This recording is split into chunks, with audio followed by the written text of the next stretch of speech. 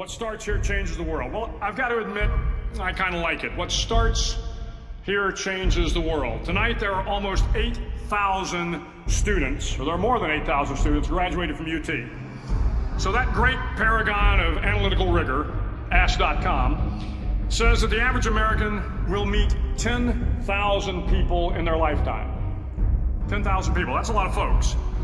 But if every one of you changed the lives of just 10 people, and each one of those people changed the lives of another 10 people, and another 10, then in 5 generations, 125 years, the class of 2014 will have changed the lives of 800 million people.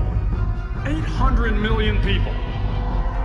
Think about it. Over twice the population of the United States. Go one more generation, and you can change the entire population of the world. 8 billion people. So if you want to change the world, start off by making your bed. If you make your bed every morning, you will have accomplished the first task of the day. It will give you a small sense of pride, and will encourage you to do another task, and another, and another. And by the end of the day, that one task completed will have turned into many tasks completed. Making your bed will also reinforce the fact that the little things in life matter. If you can't do the little things right, you'll never be able to do the big things right. And if by chance you have a miserable day, you will come home to a bed that is made. That you made. And a made bed gives you encouragement that tomorrow will be better. You can't change the world alone. You will need some help. And to truly get from your starting point to your destination takes friends, colleagues, the goodwill of strangers, and a strong coxswain to guide you. There are a lot of sharks in the world. If you hope to complete the swim, you will have to deal with them. So if you want to change the world, don't back down from the sharks.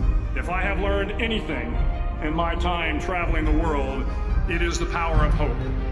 The power of one person, a Washington, a Lincoln, King, Mandela, and even a young girl from Pakistan, Malala. One person can change the world by giving people hope. So everyone, PE is, oh, you're going to be a gym teacher. No, I'm a trained professional athlete. Somebody else will be, oh, you're going to be a gym teacher. No, I'm a trained professional athlete. So if you keep telling yourself something over and over again, you start to believe it. But once you start to believe it, you got to figure out the path to make it happen. And most people, they'll tell themselves something, but then when they got to go through that path is not straight. Okay, usually that path goes down first. Yes. Okay, and I have a saying. I said, the road to paradise starts in hell. But it's funny, the more successful they become, the bigger their followers and entourage become. No question. All right, but your real successful people, their circles are so freaking small. You really think about it. Look at your circle, look at your entourage, okay? You think they're helping you, okay? Majority of them are holding you back. And what you said is really true. Winning in the world now is easier than ever. And the reason it's easier than ever is because it used to be about who had the information someone else didn't have. Now, except for something specialized like what you're doing with an athlete. Right. But for the most part, information's everywhere. Really, the separator now is work.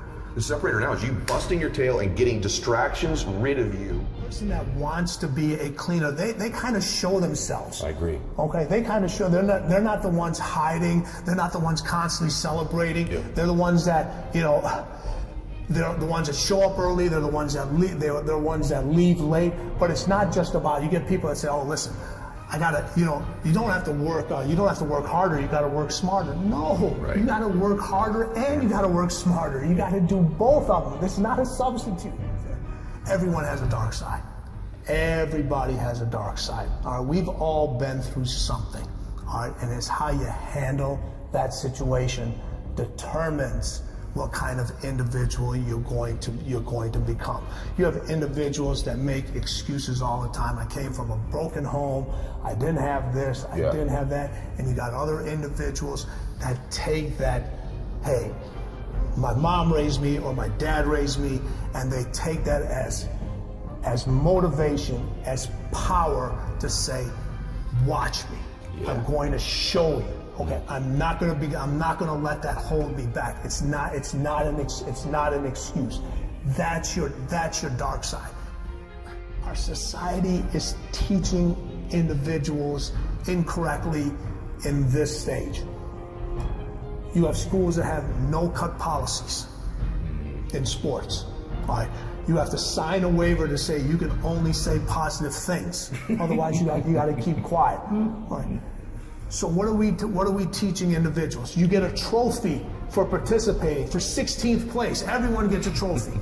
All right, and then you get the one mother who shows up and says, "Hey, my kid didn't get a trophy. Well, your kid was only here one time," and she's arguing with the coach. All right, we're going to give you a trophy.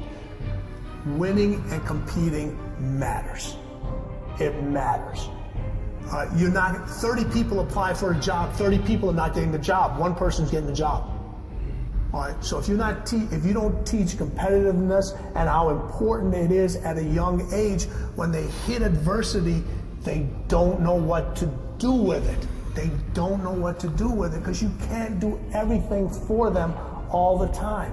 You know, you hear fathers all the time with daughters, and I have them. And they talk about, listen, daddy's little girl. It is daddy's little girl, but you gotta let daddy's little girl and daddy's boy figure stuff out on their own. There's more gyms opening now than ever before, and why is the obesity rate going up? You have the knowledge, hey, if I eat this is what's going to happen. If I eat this is not going to. But people want to make excuses. I got a slow metabolism rate. I'm big boned and all that. No, you're eating too much. All right, let's stop making excuses. All right, there are people out there that do have those conditions. Sure. Okay, we overcomplicate things. Move more, eat less equals weight loss. There you go.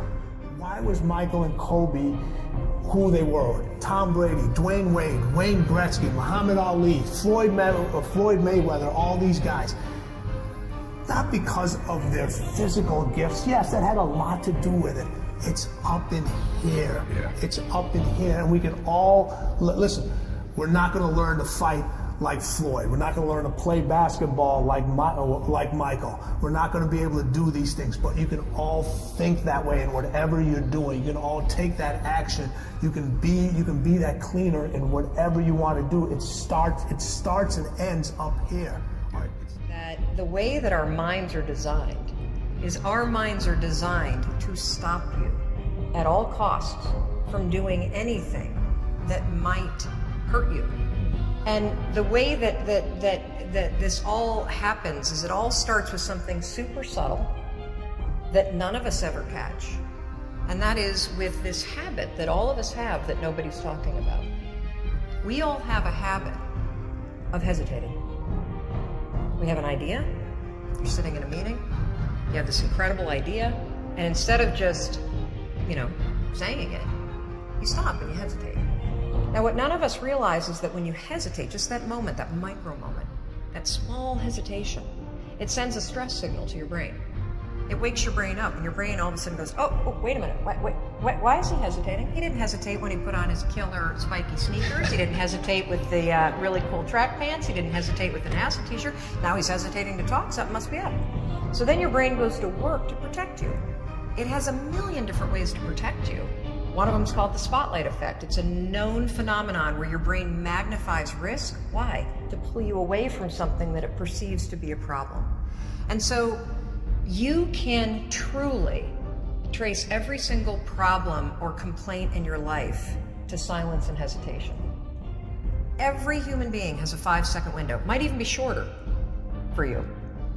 You have about a 5-second window in which you can move from idea to action before your brain kicks into full gear and sabotages any change in behavior. Because remember, your brain is wired to stop you from doing things that are uncomfortable or uncertain or scary. It's your job to learn how to move from those ideas that could change everything into acting on it.